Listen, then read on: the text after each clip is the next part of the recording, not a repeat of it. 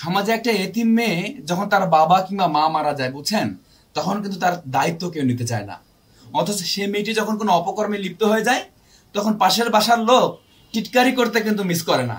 কারণ অন্যের দুর্বলতায় উপহাস করার যে একটা উন্মাদনা, অন্যের দুর্বলতায়, অন্যের ব্যর্থতায় মজা নেওয়ার যে একটা মোহ, এই মোহ কেউ মিস করতে চায় না। দশম শ্রেণী পাশ করার পর একটা ছাত্র যদি ট্রেড কোর্স সম্পন্ন করে বা কোন একটা স্কিল ডেভেলপ করে 3 মাস কিংবা 6 মাসের, সে কিন্তু মাসে ন্যূনতম 20,000 টাকা ইনকাম করতে পারবে বর্তমান বাংলাদেশের প্রেক্ষাপটে। থাকা খাওয়া বাদ দিয়ে আমার যেটা মনে হয় 5,000 টাকা সেভ করা কোনো একটা ব্যাপার না। যেটা হয় সারা বছরে সে ন্যূনতম 50,000 টাকা সেভ করতে পারে, তাহলে 10 বছরে সেভ করার কথা 5 লাখ টাকা। সে একটা সুন্দর করে একটা বাড়ি নির্মাণ করতে পারবে। অথচ 10 বছর এসএসসি সম্পন্ন করার পর মাস্টার সম্পন্ন করতে আরো অতিরিক্ত 8 থেকে 10 বছর লেগে যায়।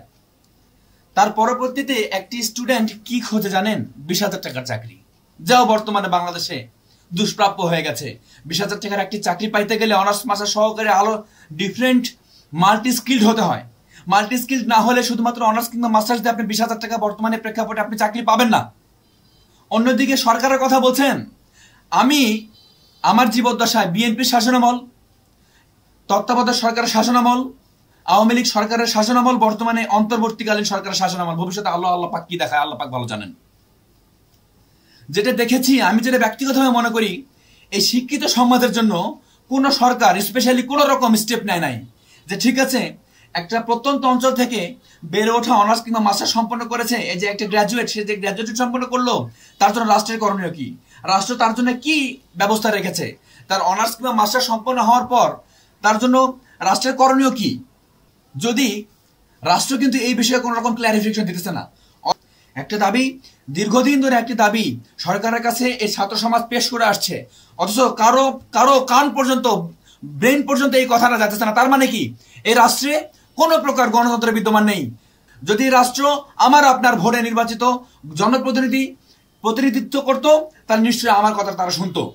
আমি যখন এসএসসি সম্পন্ন করি তখন ছিল তত্ত্বাবধায়ক সরকার, আমি যখন ইন্টারমিডিয়েটে উঠি তখন ছিল আওয়ামী লীগ সরকার, আমি যখন উচ্চ মাধ্যমিক অনার্স এবং মাস্টার সম্পন্ন করি তখনও ছিল আওয়ামী লীগ সরকার। অর্থাৎ এই আওয়ামী লীগ সরকারের সময়ই ছাত্ররা বিভিন্ন সময় বহুবার এই চাকরিতে প্রবেশের বয়সীমা 35 করার জন্য বিভিন্নভাবে আন্দোলন করেছিল। আমি শুধুমাত্র আওয়ামী লীগ সরকারের দোষ দিচ্ছি না। আওয়ামী লীগ সরকার আগে ছিল বিএনপি সরকার। বিএনপি সরকার কি এই ছাত্রদের জন্য বিশেষ কোনো উদ্যোগ গ্রহণ করেছে বলে মনে করেন? না।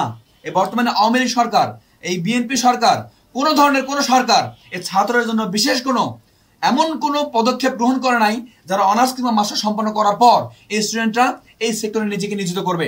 এখন আপনি বলবেন জনসংখ্যার সমস্যা, হ্যাঁ সমস্যা থাকবেই।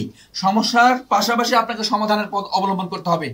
12 বছর থেকে 10 বছর থেকে একটা ছাত্র সমাজ চাকরি তো তারা আপনাকে হাত পাতায় চায়নি, তাই না? আমরা বলছি চাকরিতে আবেদনের বয়সসীমা 30 থেকে 35 উন্নীত করুন। বহির্বিশ্বে বহু দেশে তারা 30 থেকে 35 ইতিমধ্যে তারা করে ফেলেছে, সে অনুযায়ী রাষ্ট্র পরিচালনা করছে। আপনার তো কি সমস্যা হয়েছে?